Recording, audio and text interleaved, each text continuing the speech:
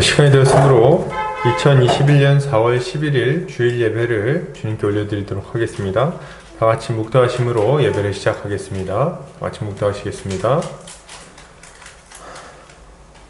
하나님은 영이시니 예배하는 자가 영과 진리로 예배할지니라.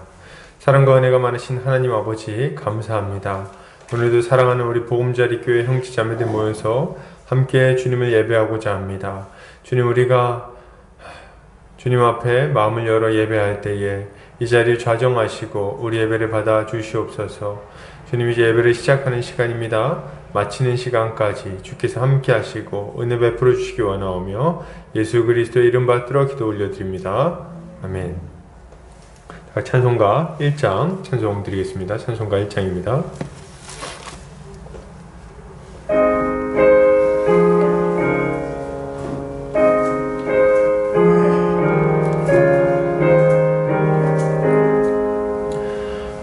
만복의 근원 하나님, 온 백성 찬송 드리고 저 천사여 찬송하세. 찬송 성부 성자 성령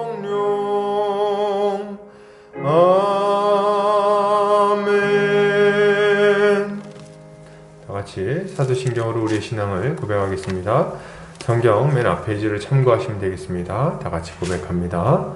전능하사 천지를 만드신 하나님 아버지를 내가 믿사오며 그 외아들 우리 주 예수 그리스도를 믿사오니 이는 성령으로 잉태하사 동정녀 마리아에게 나시고 본디오 빌라도에게 고난을 받으사 십자가에 못 박혀 죽으시고 장사한 지 사흘 만에 죽은 자 가운데서 다시 살아나시며 하늘에 오르사 전능하신 하나님 우편에 앉아 계시다가 저리로서 산자와 죽은 자를 심판하러 오시리라. 성령을 믿사오며 거룩한 공회와 성도가 서로 교통하는 것과 죄를 사하여 주시는 것과 몸이 다시 사는 것과 영원히 사는 것을 믿사옵나이다. 아멘. 다같이 주님이 가르치신 기도하겠습니다. 하늘에 계신 우리 아버지여, 이름이 거룩해김을 받으시오며 나라 임하옵시며 뜻이 하늘에서 이룬 것 같이 땅에서도 이루어지이다. 오늘날 우리에게 일용할 양식을 주옵시고 우리가 우리에게 죄 지은 자를 사하여 준 것 같이 우리 죄를 사하여 주옵시고 우리를 시험에 들게 하지 마옵시고 다만 악에서 구하옵소서. 되게 나라와 권세와 영광이 아버지께 영원히 있사옵나이다. 아멘. 이 시간 다같이 우리 한 주간의 삶을 돌아보면서 주님 앞에 회개하는 시간 갖겠습니다. 주님 앞에 불순종했던 것들이 있다면 이 시간 고백하고 십자가 보혈로 깨끗이 씻어달라고 다같이 기도하겠습니다. 다같이 기도합니다. 사랑이 많으신 아버지 감사합니다. 오늘도 이렇게 주님을 예배하고자 사랑하는 형제자매들 모여서 함께 주님께 예배를 드립니다. 주님 아버지, 우리 한 주간의 삶을 돌아볼 때에 부끄러움이 많이 있음을 이 시간 고백합니다.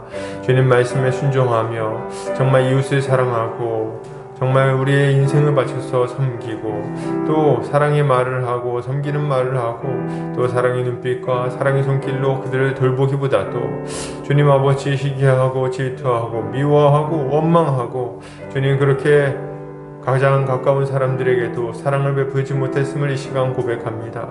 그들을 섬기고 세워주고 그들의 마음에 기쁨을 주기보다도 오히려 내 마음의 기쁨과 즐거움을 위해서 상처를 주고 또 함부로 말했던 것들을 이 시간 회개합니다.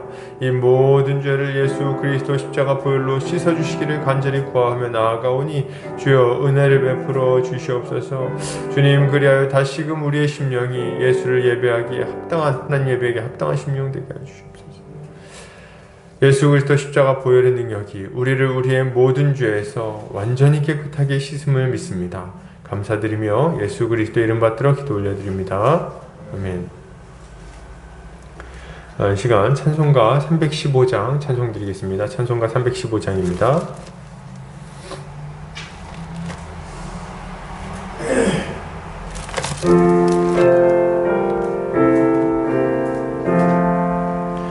내 주 되신 주를 참 사랑하네.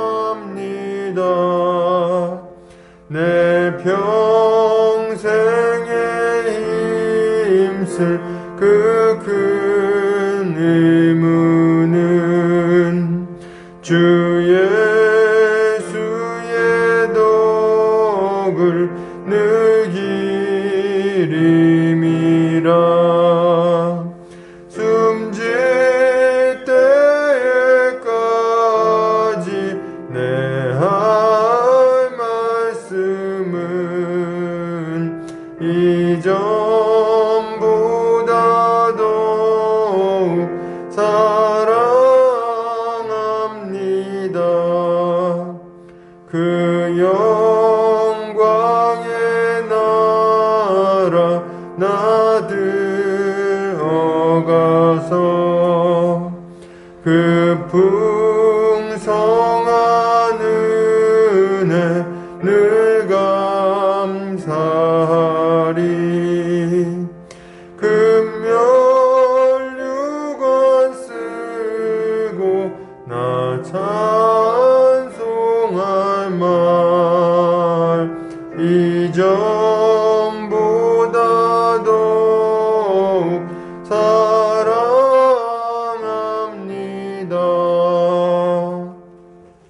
아멘. 이 시간 우리 대표에서 안정호 목사님 나오셔서 기도해 주시겠습니다.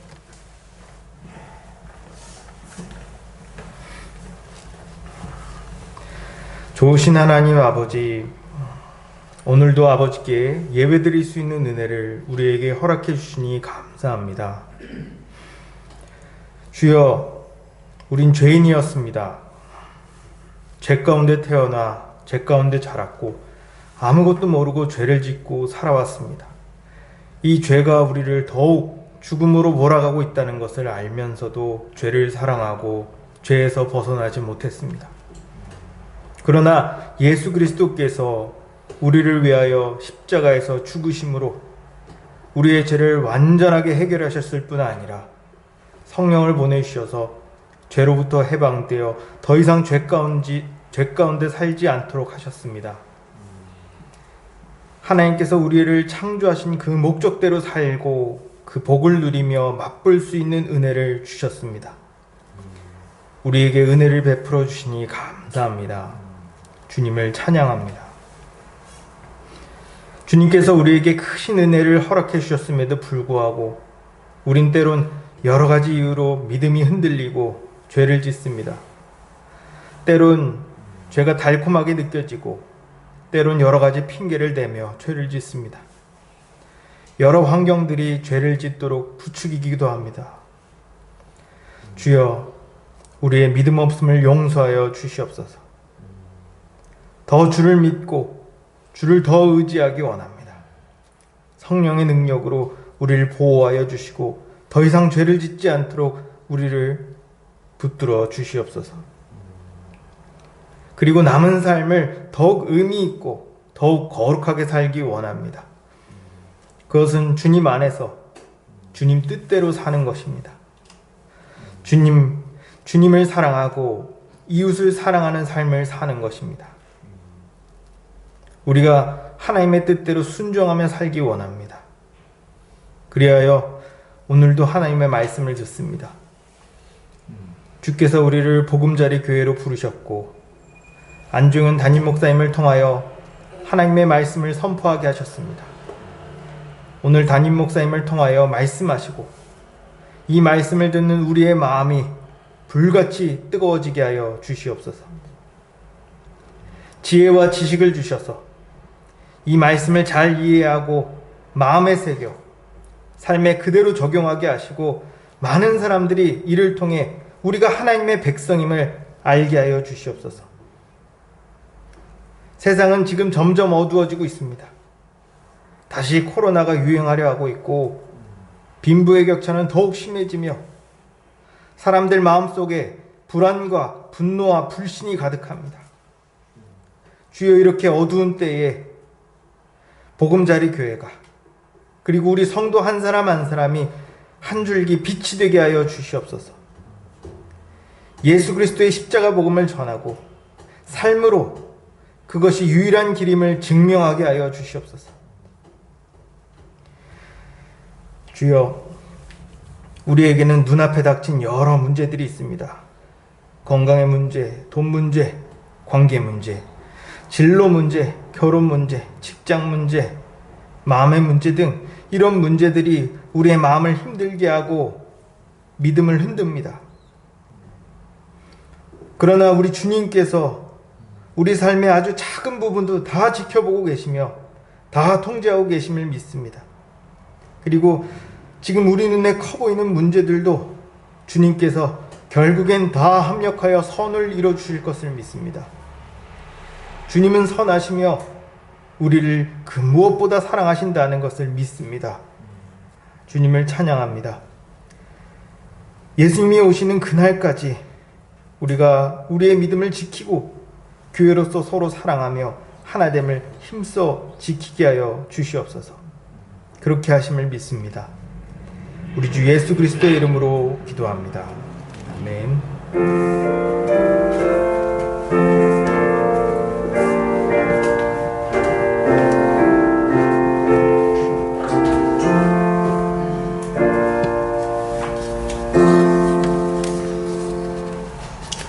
주보 오른쪽 면에 유리문답 보도록 하겠습니다. 제가 질문하고 함께 답변하도록 하겠습니다. 제가 질문합니다. 고난을 받으사 라는 말은 무엇을 뜻합니까?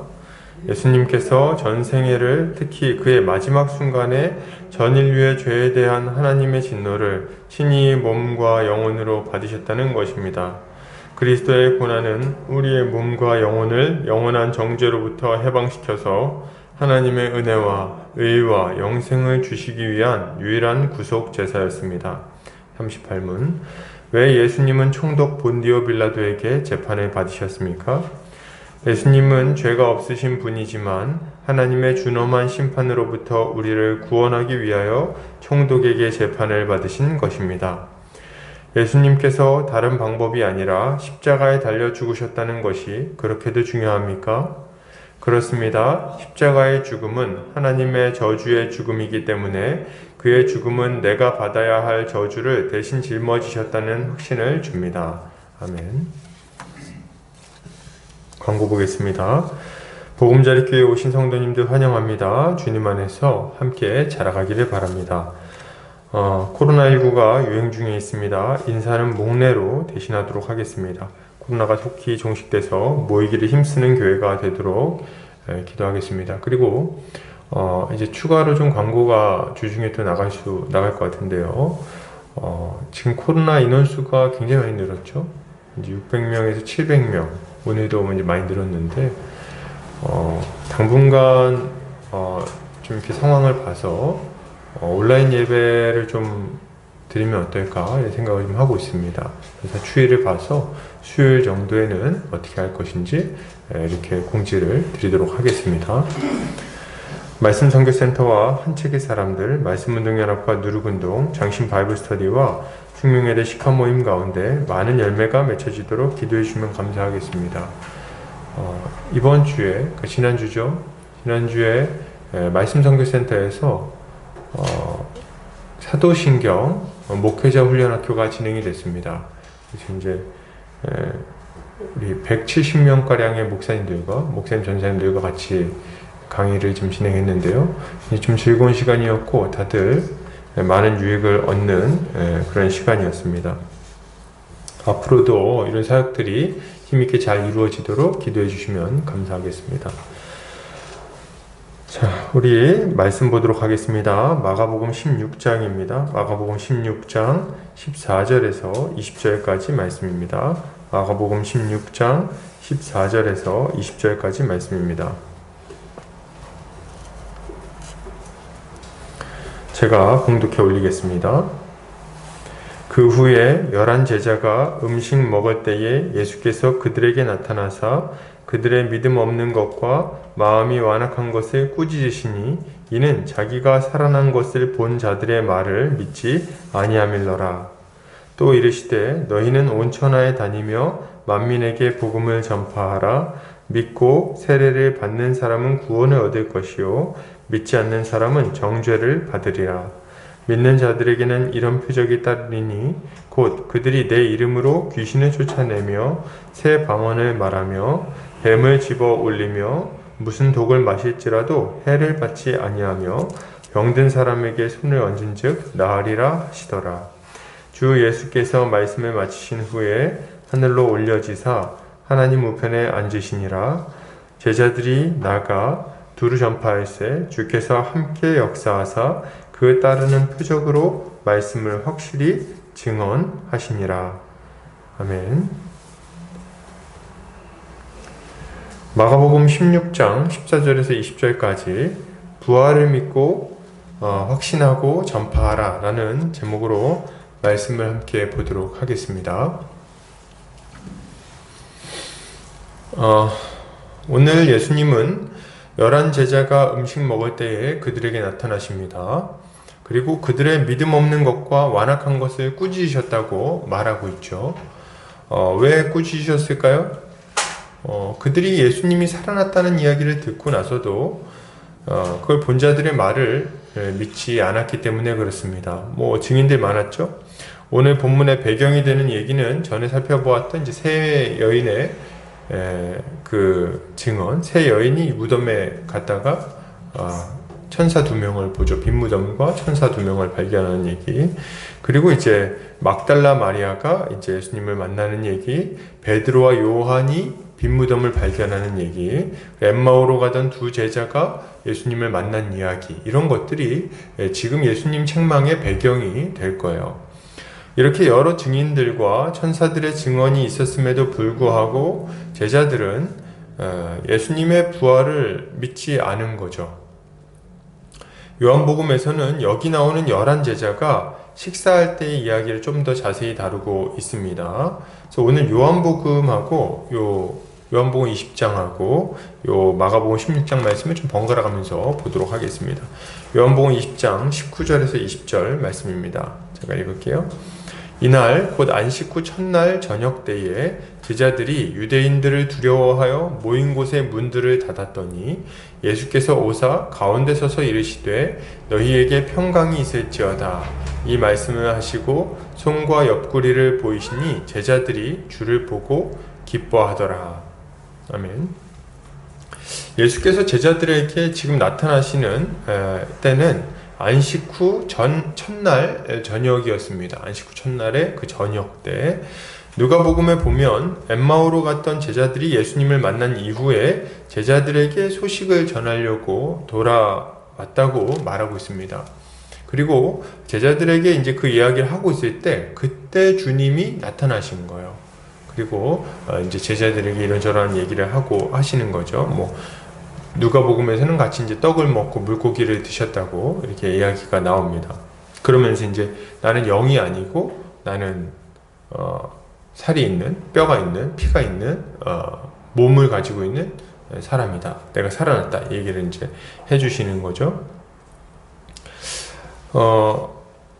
보면 이제 시간대는 이렇습니다. 그 맨 처음에 세 여인이 새벽녘에 가가지고 빈 무덤을 발견하는 거예요. 그래서 그 세 여인이 제일 먼저 발견하고, 그러고 나서 세 명이 이제 다 달려오는 거죠. 제자들한테 가서 지금 이제 무덤이 비었다 얘기를 하고 2 제자가 달려갑니다. 베드로와 요한. 달려간 새벽이에요. 그냥 아침 얘기예요. 달려가가지고 보니까 이제 없었어요. 그리고 돌아오죠. 그리고 그 아침 그 어슴푸레 할 때에 막달라 마리아가 뒤늦게 또 가가지고 그 앞에서 울고 있는 겁니다. 그리고 거기서 이제 예수님을 만나 뵙게 되는 거죠. 그렇게 하루가 지나고 한 저녁 정도 됐을 때, 한 4, 5시 정도 됐을 때, 그때 이제 엠마오로 2명의 제자가 저녁 식사를 하기 위해서 절기를 지키려고 가는 거죠. 그 가는 길에서 예수님을 만납니다. 그리고 거기서 이제 예수님인 줄을 딱 알아봤을 때 예수님 사라지시죠. 그리고 이 사람들이 그 저녁에 돌아옵니다. 돌아와서 제자들한테 이 소식을 전하려고 막 뛰어서 돌아오는 거예요. 그리고 제자들한테 이야기를 하는 그 시간이 이제 밤인 겁니다. 그 첫날 저녁 때에 이제 예수님이 제자들한테 나타나신 거죠. 그러니까 오랜 시간이 지난 다음에 나타나신 건 아니에요. 이때 예수님이 이제 나타나실 때 제자들의 모습이 묘사가 되고 있는데, 요한복음에서는 그들이 유대인들을 두려워하여 모인 곳의 문들을 닫았다고 말하고 있어요. 그러니까 그들은 지금 두려움에 질려서 숨어 있는 겁니다. 다락방에 숨어가지고 벌벌 떨고 있는 거죠. 왜 두려워했을까요? 예수님을 십자가에 매달았던 이 당국자들이 자신들을 발견하면 동일하게 십자가에 매달아서 죽일 거라고 생각했기 때문에 그렇습니다. 그렇기 때문에 그들은 두려웠어요. 자신들을 지켜주고 좀 뒷배가 돼주던 예수님도 십자가에 달리셨는데 자기들이 그걸 어떻게 버틸 수 있겠는가, 이런 생각을 했던 거죠. 그래서 이제 숨어 있었고 예수님이 살아나셨다는 소식을 듣고도 무서워가지고 거길 확인하러 갈 생각을 지금 못하고 있는 겁니다. 그래서 거기 지금 이렇게 있는 거예요. 숨어서 벌벌 떨고 있는 거죠. 주님은 이런 두려움에 빠져있는 제자들에게 찾아오셔서 그들에게 말씀하시는 거예요. 뭐라고 말씀하시나요? 첫 인사가 뭐예요? 첫 인사는 이겁니다. 예수께서 오사 가운데 서서 이르시되 너희에게 평강이 있을지어다. 평강이 있을지어다. 지금 이 제자들의 상태는 어땠어요? 평강을 잃어버린 상태였습니다. 두려움에 빠져 있었어요. 걱정과 염려가 그들을 완전히 사로잡고 있었습니다. 근데 우리 주님이 그들에게 다시 찾아오시자 그들에게는 다시금 평강이 찾아오게 되는 거죠. 이것을 보면 인생들이 걱정과 근심, 두려움에 사로잡혀서 살아가는 이유가 무엇인지를 우리가 좀 알 수가 있습니다. 우리는 제자들과 똑같은, 제자들이 가졌던 것과 동일한 종류의 두려움을 가지고 있어요. 어떤 두려움인가요? 죽음에 대한 두려움입니다. 그리고 죽음에 대한 두려움은 제자들이 걱정하고 염려했던 것처럼 우리에게도 걱정과 염려를 가지고 오게 되는 거죠. 앞날에 대한 걱정입니다. 앞으로 어떻게 될 것인가?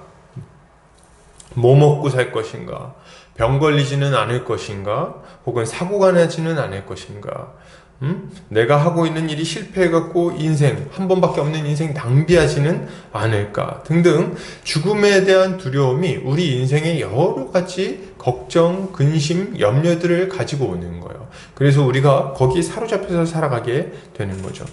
그렇다면 이런 인생의 걱정, 근심, 죽음에 대한 두려움 이런 것에서부터 우리가 자유롭게 되는 방법은 도대체 뭘까요? 그 방법은 오늘 본문에서 알려주고 있는 것처럼 우리 주님을 만나는 겁니다. 우리 예수님을 만나는 것이 바로 그 두려움에서 빠져나올 수 있는 유일한 방법인 거예요. 여러분, 문제가 해결된다고 해서 염려, 걱정이 사라지는 게 아닙니다. 염려, 걱정이 우리 인생을 사로잡고 있을 때 당면한 문제가 해결돼서 그게 사라진다는 게 사라지지 않는다는 거예요. 뭐 진급을 하고 나면은 그러면은 좀 걱정이 없어질까요? 좋은 직장 취업하고 나면 걱정이 없어질까요? 괜찮은 형제자매 만나가지고 배우자랑 결혼하면 걱정 근심 없어질까요? 아니요. 여러분, 내가 큰 사업을 해가지고 돈을 많이 벌면 걱정 근심이 없어질까요? 자녀들이 잘 커가지고 하버드 대학교 가면 걱정 근심 없어질까요? 내가 이렇게 헬스를 해가지고 근육이 아주 엄청 많아지면 그러면 걱정 근심이 없어질까요? 안 없어진다 이거예요. 안 없어진다. 그런 걸로 우리의 걱정이나 근심은 없어지지 않습니다. 도리어 다른 종류의, 다른 성격의 걱정, 근심들이 계속해서 우리에게 찾아오게 되어 있어요. 죽음은 다양한 종류의 걱정, 근심을 계속해서 우리에게 가져다 줍니다. 그렇기 때문에 이 걱정과 근심에서 벗어날 수 있는 유일한 방법은 죽음을 극복하는 것밖에 없는 거예요. 죽음을 뛰어넘는 것, 이 죽음의 문제를 이겨내는 것, 이게 우리가 걱정, 근심을 이겨내는 유일한 방법인 겁니다. 그런데 누가 죽음을 이겨낼 수 있겠어요? 누가 죽음을 우습게 여기고 비웃고 하나도 안 무섭다 이렇게 얘기할 수 있는 사람이 있겠습니까? 한 번도 가보지도 않은 길인데. 우리가 그것을 두려워하지 않고 담대하게 살아갈 수 있기 위해서 우리에게 필요한 것은 죽음을 이기신 분을 만나는 겁니다. 그리고 그 죽음을 이기신 분을 힘입어서 죽음을 뛰어넘을 수 있다는 것을 확신해야 되는 거예요. 그렇게 할 때 비로소 우리는 이 죽음, 병마에 대한 두려움, 염려, 걱정, 근심 이 모든 것에서부터 자유로워질 수 있는 거죠. 자, 그렇다면 우리는 어떻게 이 평강에 동참할 수 있을까요? 어떻게 그분을 만날 수 있을까요? 오늘 본문을 통해서 이에 대해서 조금 더 살펴보도록 하겠습니다. 오늘 요한복음에서는 11명의 제자가 주님을 만났다고 이야기를 하죠. 그래서 제자들이 엄청 좋아해요. 행복했겠죠. 예수님 그렇게 보고 싶었는데 세상에 그분이 나타나신 거예요. 제자들이 예수님을 만났는데 예수님이 뭘 보여주시는지 아세요? 예수님이 손과 옆구리를 보여주십니다. 그래서 못자국과 창에 찔린 자국을 보여주세요. 그리고 이걸 보고 나인 줄 믿어라 이렇게 얘기를 하십니다. 그걸 보면서 제자들이 그걸 확인하면서 너무 기쁜 거예요. 그리고 회복이 됩니다. 그리고 평안을 얻어요. 평강을 얻어요. 이제까지의 근심, 걱정, 염려, 두려움, 이제 이런 것들은 없어지는 거예요. 당국자들이 두려워서 다락방에 숨었었죠. 이제는 그럴 필요가 없어요. 이제는 거기에 숨어 있을 필요가 없어요. 왜요? 우리 주님이 다시 살아나셨기 때문에 그렇습니다. 그걸 봤으니까 두려워할 필요가 없는 거예요. 그런데 말이죠, 요한복음에서는 그 자리에 없었던 한 제자의 이야기를 하고 있어요. 그러니까 오늘 본문에 책망했다, 이렇게 마가복음에서는 완악한 것을 꾸짖으셨다 이렇게 나오잖아요. 이 얘기가 왜 나오는지가 요한복음에 좀 등장을 합니다.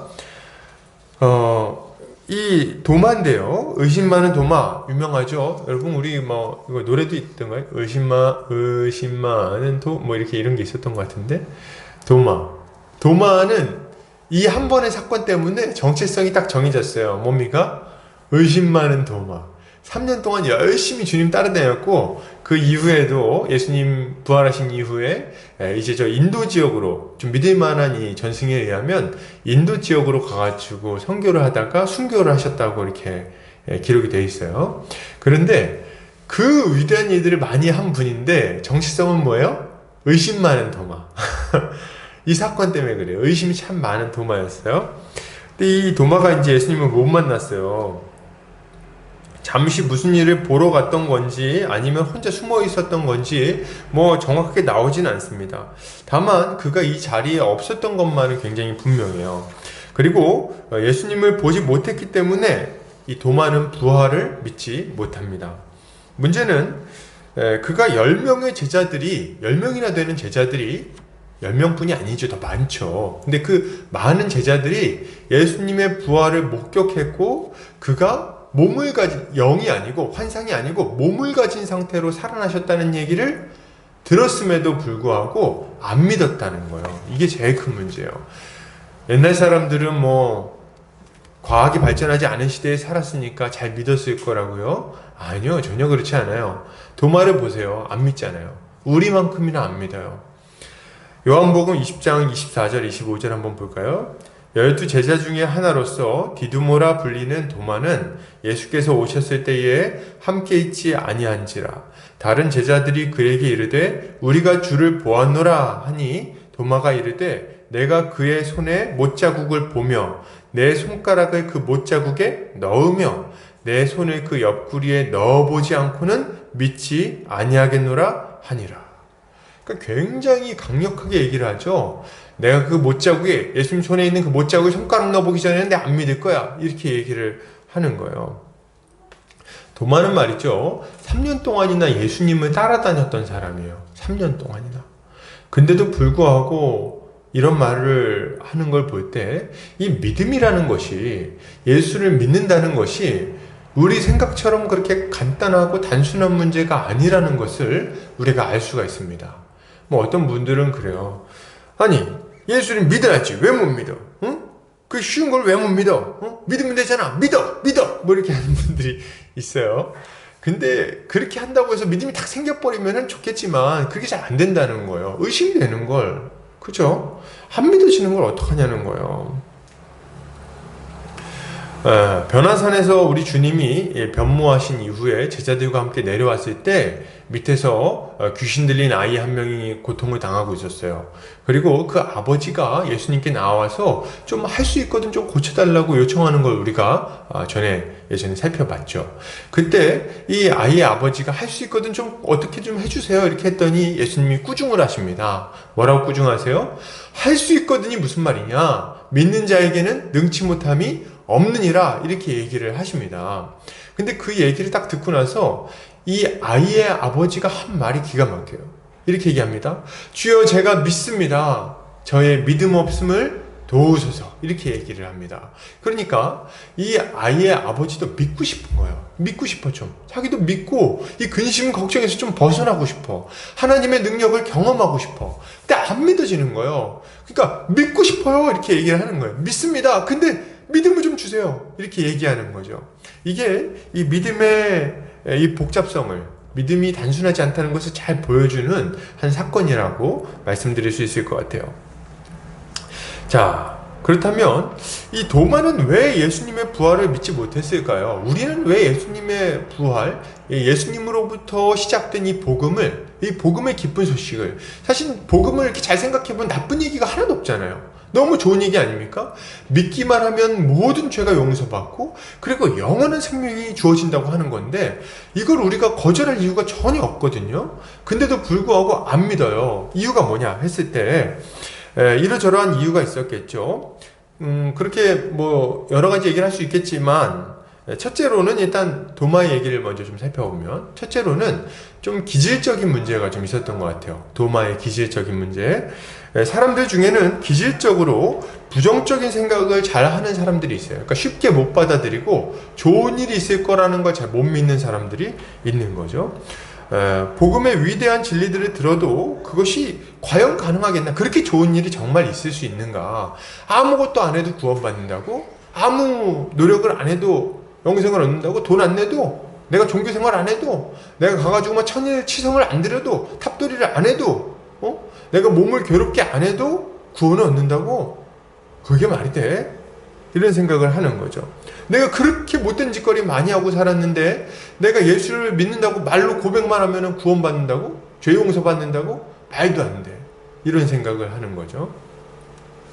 그들의 양심은 지나치게 좀 예민해가지고 예수 그리스도의 십자가로 말미암은 죄사함에 대한 이야기를 듣고도 죄책감에서 쉽사리 벗어나지를 못하는 경우가 많습니다. 사실 어떻게 보면 이 죄는 굉장히 실제적으로 우리한테 좀 느껴지지 않습니까? 직접적으로 내가 짓는 거기도 하고, 그러다 보니까 이 예수 그리스도의 십자가로 말미암은 죄사함이 그 진리 자체로는 너무나도 좋은 것이지만 와닿지가 않는 거예요. 그래서 이걸 잘 못 받아들이는 거죠. 이 예수 그리스도로 말미암는 자유함, 죄사함, 이런 것들을 받아들이기 힘들어하는 거예요. 도마도 마찬가지로 이 기쁜 소식을, 부활하셨다는 기쁜 소식을 쉽게 받아들이기 어려웠던 것 같아요. 둘째로는 그가 좀 고립되어 있었기 때문이라는 생각을 해볼 수 있겠습니다. 이 도마는 제자들하고 같이 있지 않았어요. 함께 있지 않았습니다. 그가 잠시 떠나 있었는지 아니면 혼자 두려워하며 고독한 시간을 보내는지는 명확하게 말하고 있지 않지만, 혼자 있었던 것은 굉장히 분명한 얘기예요. 도마는 혼자 있었어요. 그리고 혼자 있었기 때문에 나머지 10 제자들이 예수 그리스도의 부활을 목격하고 그분으로 말미암아 회복되는 그 와중에도 이 도마는 그 자리에 참석하지를 못한 거죠. 그 결과는 뭡니까? 도마는 계속해서 두려움과 걱정, 염려, 근심에 빠져 있을 수밖에 없었던 거죠. 셋째로는 아마 이런 걸 좀 얘기해 볼 수 있을 것 같습니다. 도마는 자신의 경험에 좀 사로잡혀 있었어요. 경험에 사로잡혀 있었다. 그가 생각할 때 죽은 사람이 다시 살아난다는 것은 모순이었어요. 있을 수 없는 얘기였어요. 경험적으로 볼 때 가능하지 않은 얘기처럼 느껴졌습니다. 그는 예수께서 십자가에 달려 비참하게 죽으셨기 때문에 모든 것이 끝난 것이 확실하다고 생각한 거예요. 그 무덤 앞에 있는 돌은 자신의 상식으로는 굴려질 수 없었습니다. 그리고 그 무덤 안에 있는 시체는 자신의 상식으로는 도무지 혼자 일어날 수 없는 거예요. 그리고 물과 피를 흘리신 예수님이 다시 자신들 앞에 나타나는 것은 불가능한 일이라고 생각을 한 거죠. 안 될 것 같은 거예요. 자신의 상식에 부합하지 않았기 때문에 그는 이 일을 허탄한 일처럼 여겼습니다. 자, 이제까지 분명하게 말씀드리지만 이제까지 자신이 살아오면서 경험했던 상식과 부합하지 않으니까 틀리다고, 그런 일은 있을 수 없다고 단정지어버린 거예요. 이런 도마의 불신앙은 그로 하여금 다른 이들이 부활의 기쁨을 누리고 있는 일주일 동안 혼자서만 고통과 번뇌 가운데 보내도록 만들었습니다. 그는 다른 사람들이 부활을 기뻐하며 앞으로의 일을 기대하고 있을 때 여전히 걱정과 근심에 사로잡혀서 살아가고 있었던 거죠. 감사한 것은, 여러분, 저 같으면 이렇게 할 것 같아요. 도마가 이렇게 안 믿으면 뭐 임마? 너 얘기 못자국에다 손가락을 넣어? 여기 아주 괘씸한 녀석이네, 요거. 어? 안 믿으면 안 믿었지. 그런 아주 못된 소리를 해? 넌 됐어, 임마. 이렇게 할지 모르겠어요. 근데 우리 주님은 우리 도마의 의심을 아시고 도마에게 다시 찾아오십니다. 재밌는 것은 우리 주님이 어떤 분들은 이렇게도 얘기하더라고요. 도마의 말을 엿들으셨다. 뭐 이렇게 얘기하기도 하더라고요. 그러니까 예수님은 도마가 뭐라고 얘기하는지 다 알고 계시는 거예요. 그가 어떤 마음으로 예수님을 못 받아들이고 있는지를 알고 계시는 거예요. 그래서 그 문제를 해결하시고자 다시금 찾아오시는 겁니다. 요한복음 20장 26절에서 27절 한번 읽어보겠습니다. 여드레를 지나서 제자들이 다시 집안에 있을 때에 도마도 함께 있고 문들이 닫혔는데 예수께서 오사 가운데 서서 이르시되 너희에게 평강이 있을지어다 하시고 도마에게 이르시되 내 손가락을 이리 내밀어 내 손을 보고 내 손을 내밀어 내 옆구리에 넣어보라. 그리하여 믿음 없는 자가 되지 말고 믿는 자가 되라. 이렇게 말씀을 하시는 거예요. 여러분, 분명한 건 뭐예요? 본문에 나와 있는 예수님의 두 번째 나타나심은 명백하게도 도마를 위한 겁니다. 도마를 위한 나타남이요. 주님은 도마에게 못자국에 손을 넣어보라고 말씀하십니다. 얼마든지 확인해보라고 말씀하시는 거예요. 주님은 그가 믿음 없는 어리석은 상태에 머물러 있기를 바라지 않으셨습니다. 믿음을 가지고 이 근심, 걱정, 두려움을 떨쳐버리기를 바라셨어요. 이제 죽음에서부터 비롯되는 두려움, 거기서부터 비롯되는 절망, 그 모든 낙심된 마음, 도무지 어떻게 해결할 수 없는 고통, 이런 것들에서 자유해지기를 바라신 거죠. 그래서 우리 주님은 이 도마에게 다시금 찾아오시는 겁니다. 그리고 평강을 누리라고 말씀하시는 거예요. 믿음을 가지라고 말씀하시는 거예요. 여러분 여기서 우리는 믿음이 부족할 때 우리가 가져야 할 모습이 무엇인지를 발견할 수가 있습니다. 그건 뭐예요? 첫 번째는 우리는 복음의 진리들을 면밀하게 살펴봐야 되겠습니다. 복음의 진리들을 면밀하게 살펴봐야 돼요. 무턱대고 안 믿는다고 말할 것이 아니라 그것이 사실인지 사실이 아닌지를 분명하게 진지하게 생각해보고 그것을 살펴봐야 되는 거죠. 도마는 이런 면에 있어서는 완전히 낙제점이었어요. 왜 낙제점입니까? 본인이 상식에 부합하지 않는 얘기라고 생각했으면 좋아요. 그럴 수 있다고 생각합니다. 그러면은 어떻게 해야 됩니까? 예수님의 빈 무덤으로 당장 달려갔어야 되는 거예요. 정말 무덤이 비어있는지, 정말 거기에 예수님의 시체가 없는지, 정말 예수님의 그 수의가 그대로 폭삭 가라앉아서 그 안에 있는 예수님이 그냥 사라져버린 것처럼 느껴지는지, 거기에 정말 천사가 거기 서 있는지 좀 가서 확인을 했어야 되는 거예요. 그렇지 않습니까? 이런 것들에 대해서 분명히 확인하지 않고 살펴보지 않고 그저 자신의 상식, 그 알량한 상식, 본인이 무슨 인류 역사 가운데 일어난 모든 일들을 다 경험했습니까? 과학적으로 뭐 대단한 일들을 다 알고 있나요? 모든 이 세상의 이치를 다 꿰뚫었습니까? 그렇지도 않지 않습니까? 그런데도 불구하고 자신의 몇 가지 상식, 그 몇 가지 상식에 어울리지 않는다고 해서 예수 그리스도의 부활을 이렇게 단호하게 아주 완악한 마음으로 거절한 것은 어리석기 짝이 없는 모습이에요. 여러분, 우리 주님은 우리의 마음에 의심하는 생각이 올라오는 것을 책망하지 않으십니다. 그걸 책망하지 않으세요. 의심 없이 그냥 무턱대고 믿고 믿습니다 이렇게 하는 것을 오히려 경계하실지 모르겠어요. 우리 주님은 잘 보고 자세히 보고 확실하고 만져보고 경험하고 그리고 믿기를 바라신다는 거예요. 우리 주님이 처음 제자들에게 나타나셨을 때 어떻게 했는지 말씀드렸죠? 어떻게 하십니까? 못자국을 보여주시고 옆구리의 창자국을 보여주시는 거예요. 이거 왜 보여주시는 거예요? 보고 확실하게 보고 그리고 나서 믿으라고 말씀을 하시는 겁니다. 우리 주님은 제자들에게 여러 번 가르쳐 주셨을 뿐만 아니라 이 빈 무덤에서 천사들이 증언하게 하셨고 먼저 여러 사람의 제자들에게 증언하게 하셨을 뿐만 아니라 실제로 나타나셔서 손과 이 옆구리를 보여주시는 거예요. 그리고 지금 이 도마에게도 나타나서 이것을 확인하고 믿으라고 얘기를 하신다는 거예요. 우리 주님이 하시는 말씀은 뭐예요? 보고 확인해보고 믿음 없는 자가 되지 말고 믿음을 가진 자가 되라, 이 얘기를 하시는 거예요. 여러분, 중요한 거는 의심을 하는가 의심하지 않는가가 아닙니다. 중요한 중요한 건 뭐예요? 중요한 건 믿음을 갖는 거예요. 믿음을 가지고 두려움에서 벗어나는 게 중요합니다. 부활을 목격하고 이 부활의 능력에 동참하는 게 중요한 거예요. 의심하고 걱정하고 염려하는 것은 그냥 그럴 수 있어요. 그러나 거기에 머물러 있는 것은 안 됩니다. 머물러 있으려고 한다면 우리 주님의 책망을 받을 수밖에 없는 거예요. 벗어나야 돼요. 거기서 벗어나서 우리 주님을 만나보고 그분을 확신하고 그분의 부활을 경험해야 되는 거예요. 이게 우리에게 있어야 되는 일인 거죠. 그 제대로 공부해 봐야 되는 거예요. 예수님 부활이 잘 안 믿어지십니까? 좋아요. 그러면은 우리 믿음의 위대한 선배님들처럼 부활에 대해서 좀 공부를 좀 해보시면 어떻습니까? 한번 생각을 진지하게 해보시면 어때요? 정말 살아날 수 있을까? 안 살아났으면은 교회는 어떻게 있는 거지? 교회는 도대체 어떻게 버틸 수 있었을까? 안 살아났으면. 그래, 살아나지 않았다고 말해보자. 그럼 이 일은 도대체 어떻게 된 거지?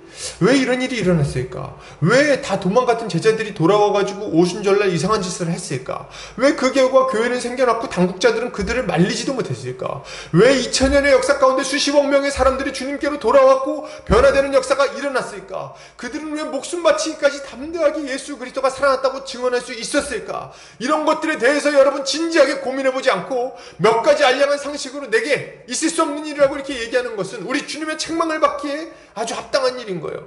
그래서는 안 됩니다. 우리 주님이 부활하신 것이 확실하다는 것을 확인해 보세요. 그리고 그 확인하신 이후에 믿음을 가지시기를 바랍니다. 믿음 없는 자가 되지 말고 믿음 있는 자가 되시길 바랍니다. 이 예수 그리스도를 믿을 때 우리 인생의 근심, 걱정, 두려움들은 작은 것들이 되어버릴 거예요. 그리고 우리 마음에는 큰 평강이 찾아오게 될 것입니다. 둘째로, 우리가 믿음이 없다면 여러분 우리는 성령의 역사하심을 좀 구해야 되겠어요. 잘 안 믿어지세요? 좋아요. 그러면 은혜를 좀 구합시다. 주님이 도마에게 찾아오셨던 것처럼 우리도 주님을 만나야 되겠어요. 주님을 만나야 되겠어. 주님을 만나면 우리의 의심은 모두 사라져버릴 것이 분명합니다. 우리 주님을 만나면 우리가 가지고 있던 우리 마음을 가리고 있던 모든 혼미한 장막은 깨끗하게 걷어지게 될 거예요. 우리 주님을 얼굴로 보고 그분의 음성을 들으면 우리가 가지고 있던 모든 근심, 걱정, 두려움은 그 순간 의심과 함께 사라지게 될 겁니다. 왜 사라져요? 왜 사라지겠냐? 만났으니까 사라지겠죠. 만나면 사라지겠죠. 안 만났으니까 계속 두려워하는 거지. 자, 그러면은 이런 질문이 딱 나오는 거예요. 목사님 알겠는데요. 그럼 주님은 어떻게 만나나요? 우리 주님 어떻게 만나죠? 갑자기 막 음성이 들리나요? 아니면 환상을 보는 건가요? 꿈속에 찾아오셔가지고 내가 여기 살아있는 거 네가 몰랐냐? 이렇게 얘기를 하시는 겁니까? 예, 뭐 이런 방식으로도 우리 주님이 역사하실 수 있다는 것을 저는 압니다. 그러나 일반적으로 우리 주님이 우리에게 찾아오시는 방식은 성령을 통해서 말씀을 깨닫게 하심으로 만나 주십니다. 우리 주님의 이 조명하시는 은혜라고 말할 수 있는 거예요. 일루미네이션. 예, 우리 주님은 조명해 주십니다. 뭘 조명해 주세요? 우리의 마음이 어두워져 있는데 어두워져 있는 우리의 마음에 이 성령의 빛을 비추어서 우리 주님 살아계심을 깨닫게 하시는 거예요. 전에는 똑같은 말씀을 봐도요, 이게 진짜라고 믿어지지 않는 거예요. 똑같은 설교를 들어도 그것이 도무지 받아들여지지 않는 거예요. 그런데 말이죠, 어느 날 성령께서 우리의 마음에 빛을 비추어 주시면 우리의 어두워져 있는 마음은 어느 순간 갑자기 눈을 뜬 것처럼, 장님이 눈을 뜬 것처럼 세상이 완전히 새롭게 보이게 되는 역사가 일어납니다. 그래서 예수 그리스도를 밝히 보고 그 진리를 깨닫게 되고 그리고 받아들이게 되는 거예요. 확실하게 이해하게 되고. 마치 지난주에 우리가 살펴봤던 어거스틴이 전에 그 얘기를 몰랐겠어요? 낮에와 같이 단정하게 행하고 방탕하게 행하지 말라는 말씀을 몰랐겠습니까?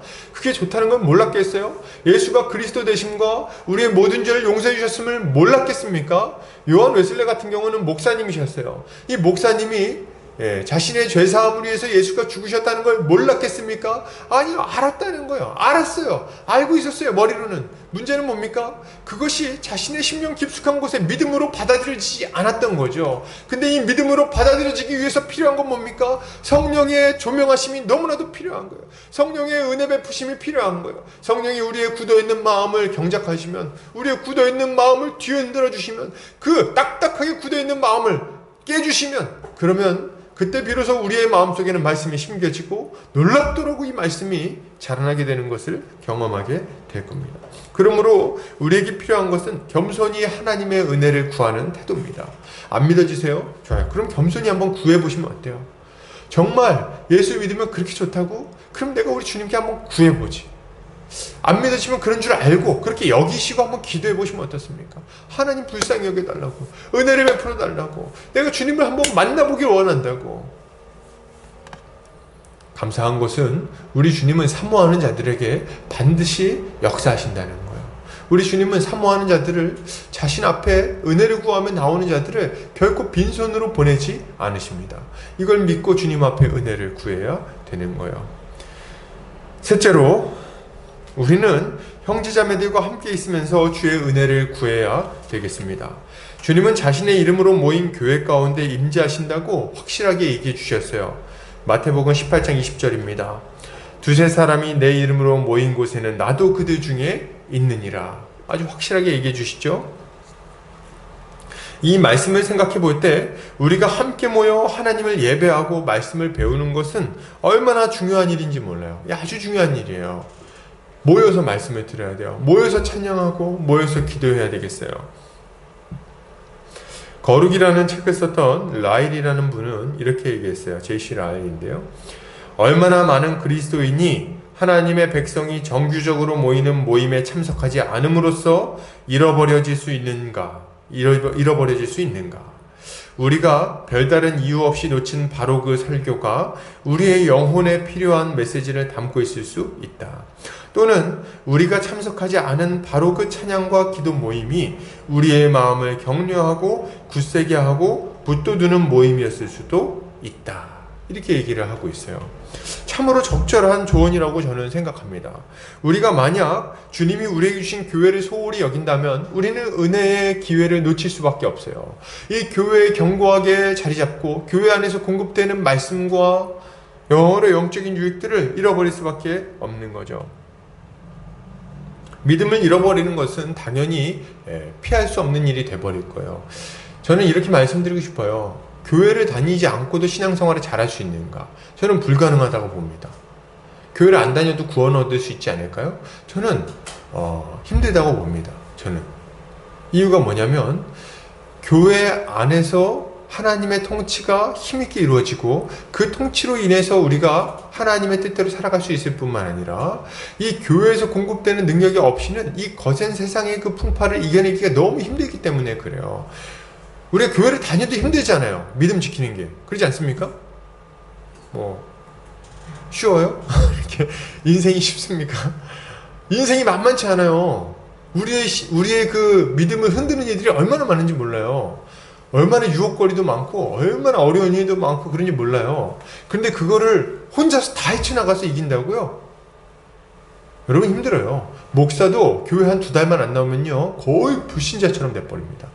생각하는 것부터 행동하는 것까지 선택하는 기준 이런 거 다 흔들리게 돼 있어요. 근데 혼자서 신앙생활 해갖고 잘 세워질 수 있다고요? 여러분 그건 거짓말이에요. 자기 마음을 속이지 마세요. 그렇게 할 때 여러분 멸망으로 가는 길에 서 있을 수 있다는 것을 좀 생각해야 됩니다. 이 교회 안에서 우리가 자리 잡아 뿌리 내릴 때 그때 비로소 우리는 믿음을 가지고 자라갈 수 있는 거예요. 우린 독불 장군이 아니에요. 누군가 우리를 위로해줘야 됩니다. 누군가 우리를 격려해줘야 돼요. 누군가 우리를 책망하기도 해야 됩니다. 그래야 불신앙을 버리고 참된 믿음을 가질 수 있는 거죠. 우리의 믿음을 뒤흔드는 세상의 풍파 속에서도 믿음을 가질 수 있게 되는 겁니다. 우리 주님의 교회 안에서 역사하실 때 그걸 함께 경험할 수 있게 되는 거예요. 함께 기도하고 함께 말씀을 듣고 함께 예배할 때 함께 말씀을 배울 때 이 모든 순간에 또 성도의 교제 안에서 우리가 믿음을 지킬 수 있게 되는 거죠.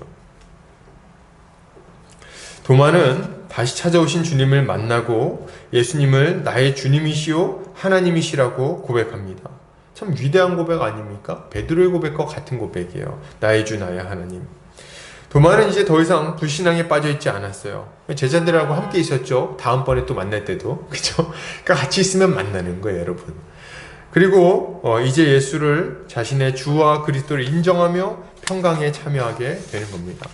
여러분, 이런 이야기를 할 때 누군가는 좀 불평할지도 모르겠어요. 아, 목사님, 근데 어찌됐든지 간에 도마는 예수님을 만났잖아요. 만져봤잖아요. 응? 예수님의 음성을 직접 들었잖아요. 저는 억울해요. 저는 못 만났는데요. 저는 보지 못했는데요. 맞는 말이죠. 그래서 좀 이렇게 마음속에 안타까움이 있다는 것은 제가 이해가 됩니다. 그런데 여러분, 이 말씀을 듣고, 우리 주님의 말씀을 듣고 위로를 얻으시기를 바랍니다. 요한복음 20장 29절, 예수께서 이르시되 너는 나를 본 고로 믿느냐? 보지 못하고 믿는 자들은 복되도다 하시니라. 예, 보지 않고 믿는 우리의 믿음은 우리 주님께 칭찬을 얻을 거예요. 우리가 보지 못했다고 해서 예수를 믿을 만한 증거가 부족한 것이 아닙니다. 충분히 믿을 만한 증거가 있어요. 우리 삶 속에서도 나타나고, 우리 주님이 말씀을 통해서 우리에게 큰 확신을 주기도 하십니다. 보지 않았지만 우리는 마치 본 것처럼 확신하고 믿을 수 있는 거죠. 그거보다 더 확실해요, 본 것보다. 왜요? 우리 안에 성령께서 확신해 주시기 때문에 그렇습니다. 그리고 이런 우리에 대해서 베드로 사도는 이렇게 격려합니다. 베드로전서 1장 8절, 예수를 너희가 보지 못하였으나 사랑하는도다. 아멘. 예, 우리가 예수님을 보지 못했지만 사랑해요. 우리 주님의 말씀처럼 보지 못하고 믿는 복된 자들이 누굽니까? 우리입니다. 우리는 뭘로 봤어요? 믿음의 눈으로 우리 주님을 봤어요. 믿음의 눈으로 우리 주님의 그 못자국을 봤고요. 믿음의 눈으로 우리 주님의 그 십자가를 목격했습니다. 그리고 그 믿음으로 하나님 앞에 칭찬받게 되는 거죠. 여러분, 믿음을 가지시기 바랍니다. 방금 전에 얘기했던 믿음의 여러 방편들을 사용해서 우리가 믿음을 가져야 되겠어요. 그리고 주님이 주시는 평강에 동참하여 그 평강을 풍성하게 누리시기를 바랍니다.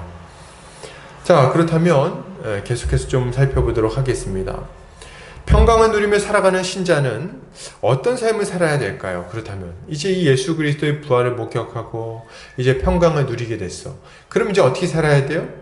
어떻게 살긴요? 이 평강을, 이 부활의 기쁜 소식을 전해야 되겠습니다. 다시 마가복음 16장으로 돌아오겠습니다.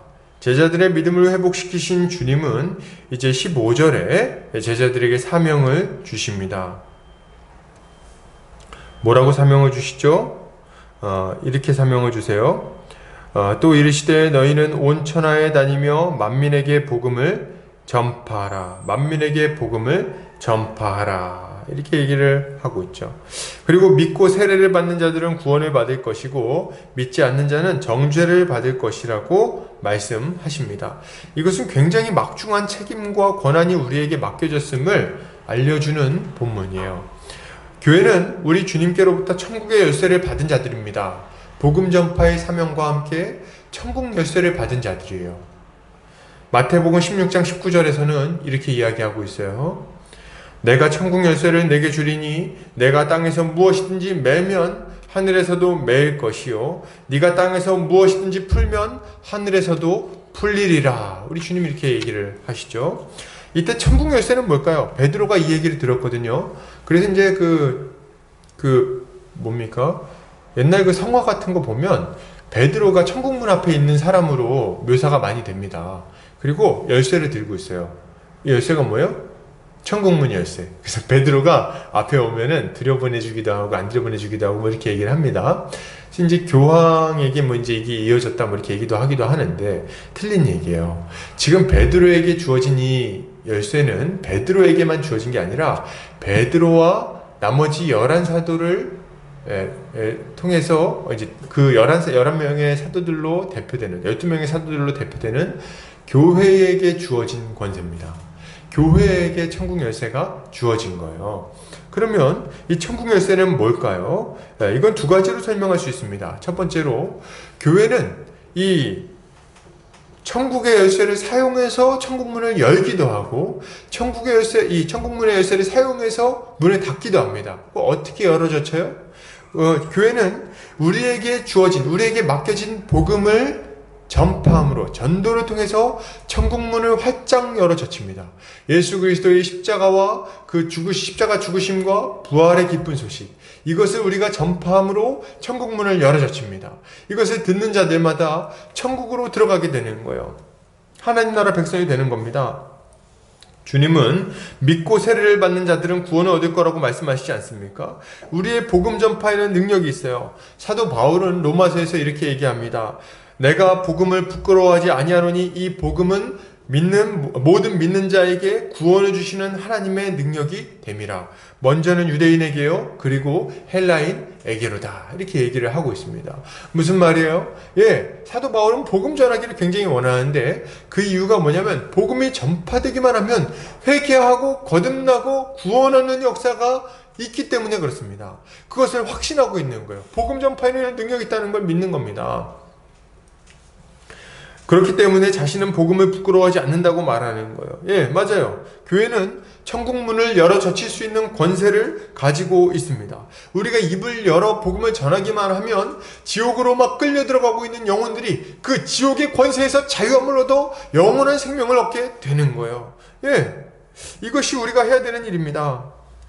그러므로 여러분, 우리는 부활을 목격하고 평강을 누리고 있는 자들답게 이 부활을 전파하고 평강에 동참할 수 있도록 그들을 이끌어야 되는 거예요. 사람들이 듣든 듣지 않든, 잘 알아듣든 못 알아듣든 상관없이 복음 전파하는 일에 아주 애를 써야 되겠습니다. 누군가 와서 우리에게 너희가 왜 그렇게 살아가는지, 왜 그렇게 이렇게 어려운 일 왔는데도 잘 이겨낼 수 있는지, 우리 소망의 이유를 묻는 자들에게는 담대하게 복음을 전할 수 있어야 되겠어요. 그리고 그 물어보지 않는 사람들에게도 전해야죠. 그래서 예수를 믿으라고, 예수를 믿으면 영생을 얻을 수 있다고, 부활에 동참할 수 있게 된다고 얘기를 해줘야겠죠. 여러분, 우리에게는 복음을 전할지 말지에 대한 선택권이 없습니다. 여러분, 이걸 기억하셔야 돼요. 선택권이 없어요.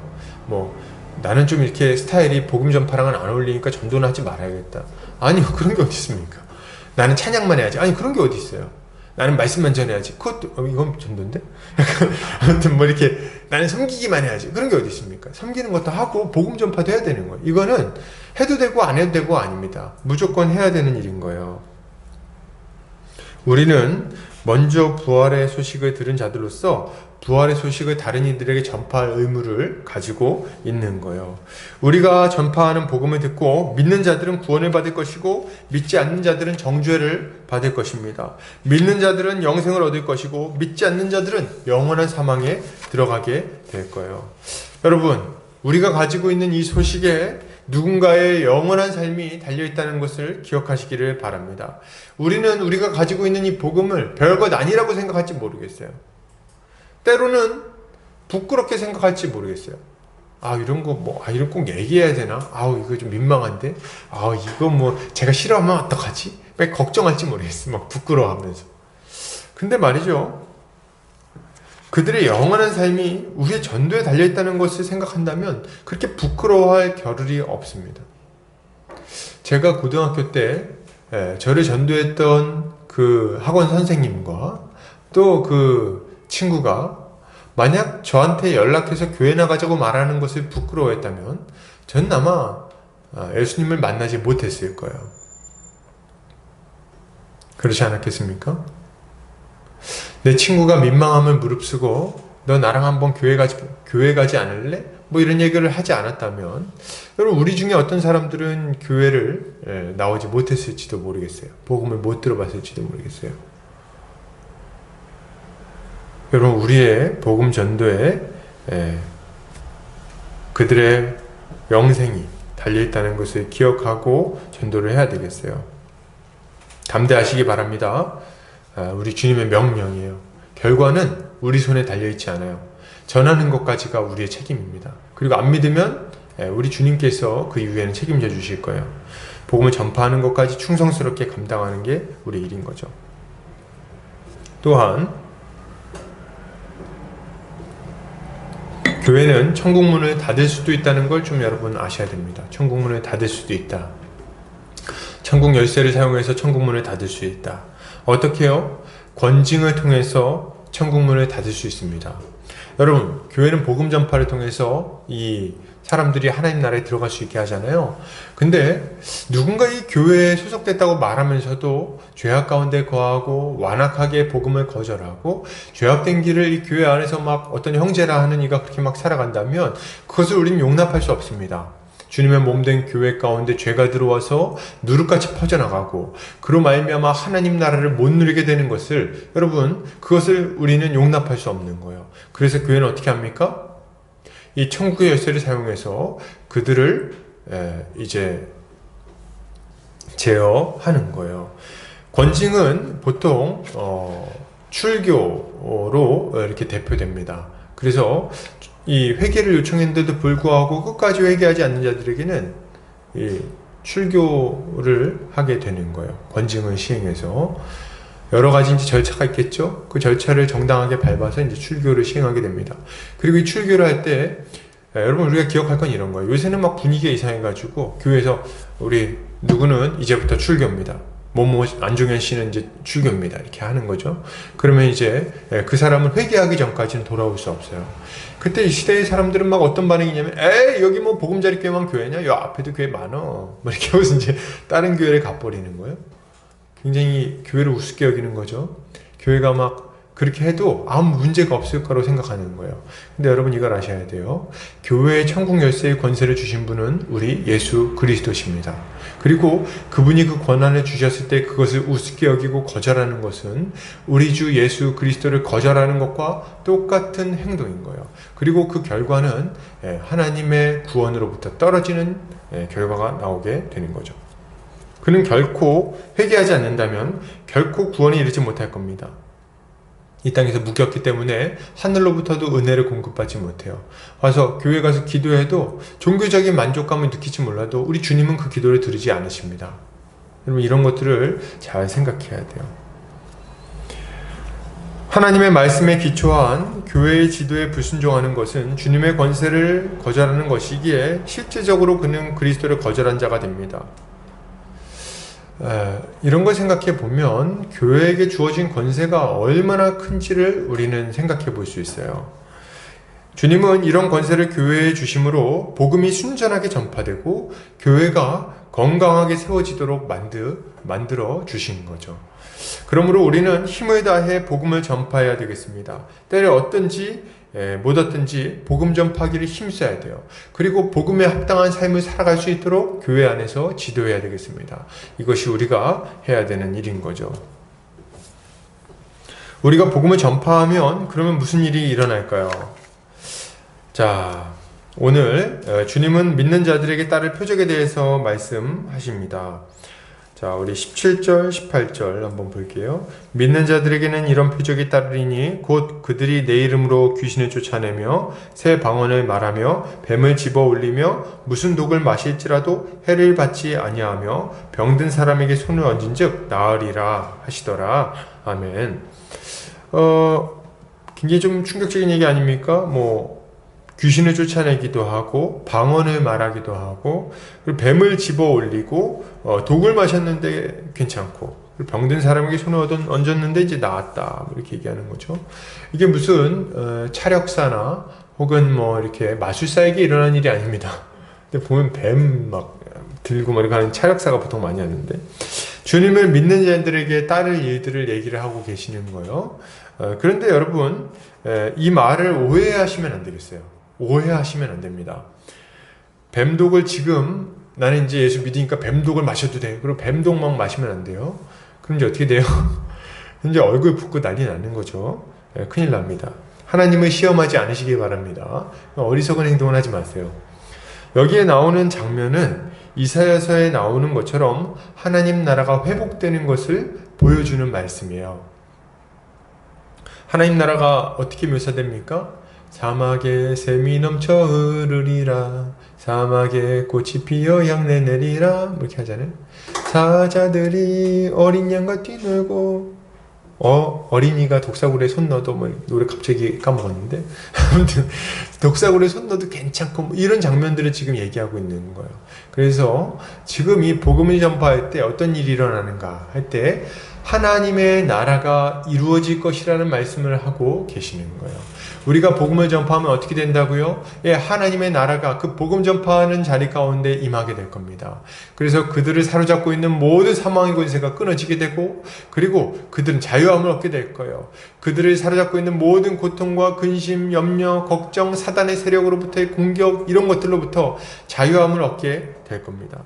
이것이 복음을 전파할 때 일어나는 일인 거죠. 천국이 그들 가운데 임하게 되는 거예요. 이렇게 사명을 감당할 수 있는 이유는 뭡니까? 이렇게 천국이 이루어지고 능력 있게 복음을 전파할 수 있는 이유는 뭐예요? 우리 주님이 온 우주의 통치자가 되셨기 때문에 그렇습니다. 오늘 19절에 보면 뭐라고 말합니까? 주 예수께서 말씀을 마치신 후에 하늘로 올려지사 하나님 우편에 앉으시니라, 이렇게 얘기를 하고 있어요. 하나님 우편에 앉으셨어요. 예수께서 하나님 우편에 앉으셨습니다. 이거를 승귀 이렇게 말합니다. 아주 높이 들려 존귀하게 되셨다 이렇게 얘기하고, 사도행전에서는 사도행전 2장에서는 이것을 주와 그리스도가 되게 하셨다 이렇게 이야기를 합니다.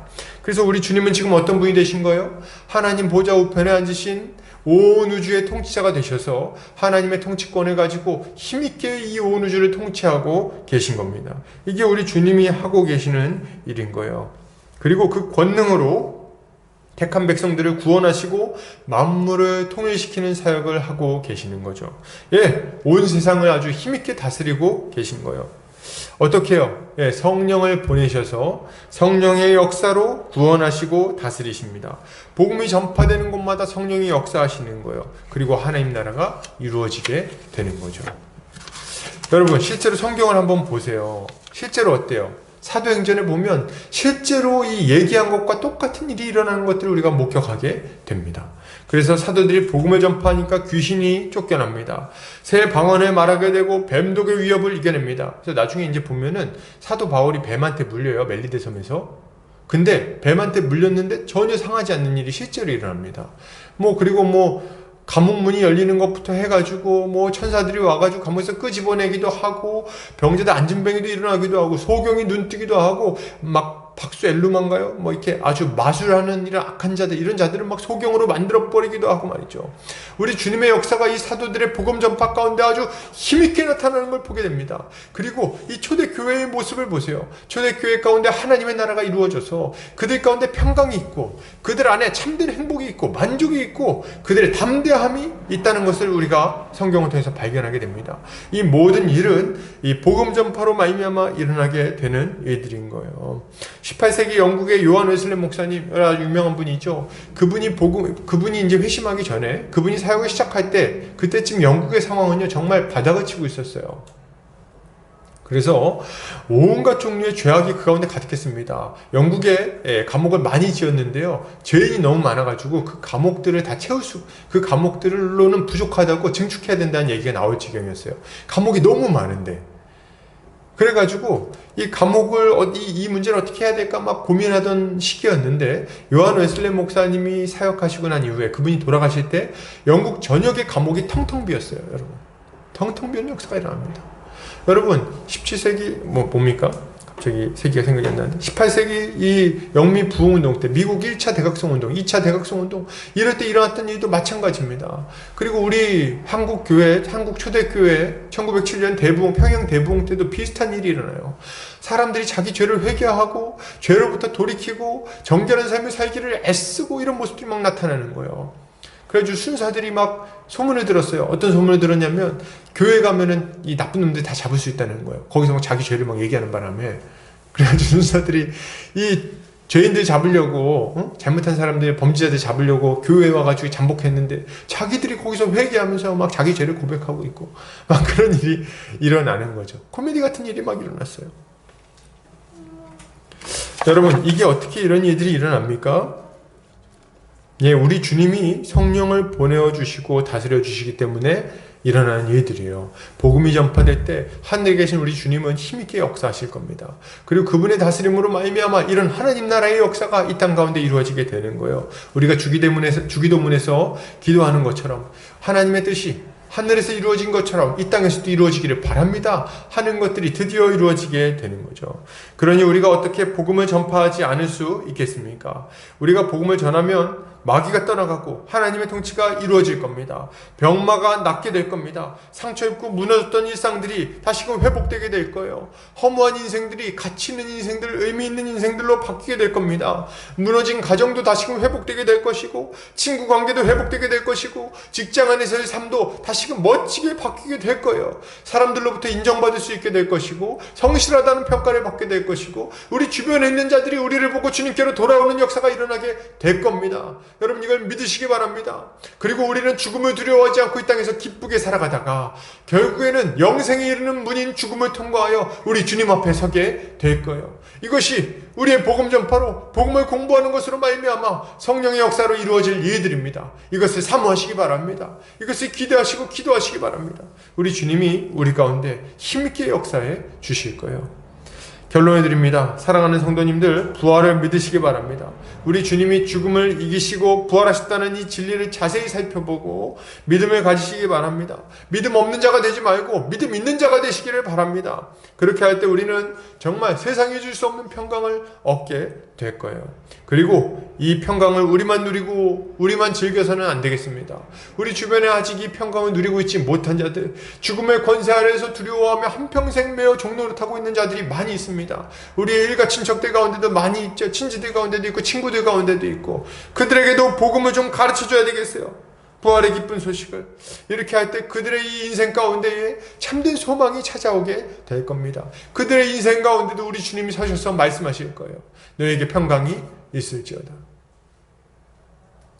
이것을 믿고 복음을 전하는, 그리고 또 이 복음을 누리는 우리 성도님들 되시기를 주의 이름으로 축복합니다. 다 같이 기도하겠습니다. 사랑이 많으신 아버지 하나님, 감사합니다. 우리 사랑하는 보금자리교회 형제자매들 함께 말씀을 나눴습니다.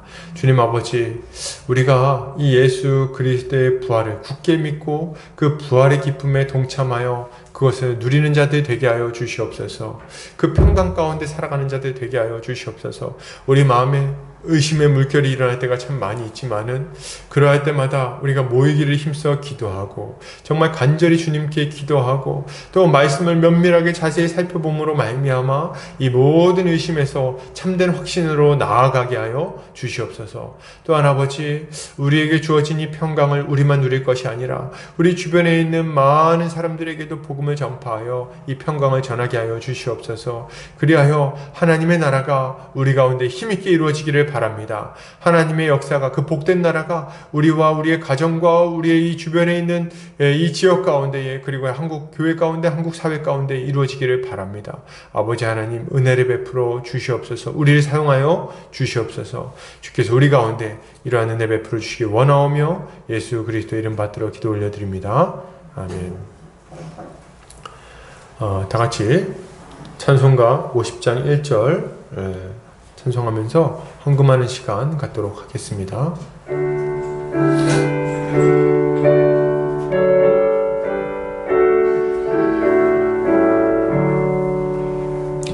내게 있는 모든 것을 아낌없이 드리네.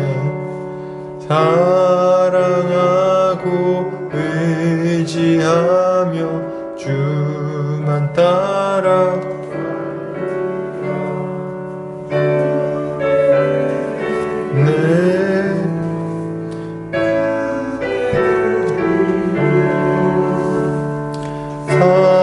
사랑하는 구주 앞에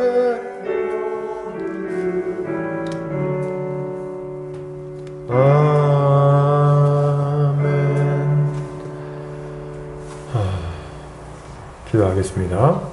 사랑과 은혜가 많으신 하나님 아버지, 감사합니다. 우리 사랑하는 우리 보금자리 교회 형제자매들 함께 예배하게 해주신 것 감사합니다. 주님, 우리의 마음과 물질, 우리의 인생을 주님 앞에 올려드리오니 주님 받으시고 마음껏 사용하셔서 주의 몸된 교회가 거룩하게 힘있게 세워지게 하여 주시옵소서. 주님 물질 때문에 주님 떠나는 자 없도록 믿음을 지켜주시고 날마다 더 성숙해질 수 있게 하여 주시기를 원합니다. 주님 우리 성도들 믿음 주님께서 이 어려운 시기에 더 각별히 지켜주시기 원합니다. 주님 병마로부터 지켜주시고 또 아버지 여러 가지 시험과 유혹으로부터 지켜주시옵소서. 비록 우리가 몸으로 함께 있지는 않지만 그럼에도 불구하고 주님의 역사하심으로 말미암아 믿음이 더 견고해지고 더욱더 함께 있는 자들로 우리가 세워지게 하여 주시옵소서. 주님, 우리 성도들 가운데 몸이 연약한 지체들이 있습니다. 몸이 아픈 영혼들이 있습니다. 주님께서 그 가족들과 그들의 인생 가운데 그 육신 가운데 역사하셔서 강건하게 하시고 주님 튼튼하게 회복시켜 주시기를 원합니다. 그래서 주님 건강한 몸으로 하나님을 예배하며 주님께 간증하며 기쁘게 있다가 주님 앞에 서게 하여 주시옵소서. 주님, 우리 사랑하는 어린 영혼들 주님께서 붙들어 주시고 어리서부터 하나님의 일꾼으로 잘 자라나서 한 시대를 감당할 수 있는 등불 같은 일꾼들 다 되게 하여 주시옵소서. 주께서 은혜 베풀어 주시기를 원합니다. 이제는 예수 그리스도의 은혜와 하나님 아버지의 극진하신 사랑하심과 성령의 감화 감동 교통인도 충만하신 은혜가 이제 예수 그리스도의 부활을 믿음으로 평강을 누리며 또 다른 이들에게 그것을 전파하기로 결단하는 모든 형제자매들 머리 위에 이 보금자리 교회 위에 이제로부터 영원까지 함께 있을지어다. 아멘.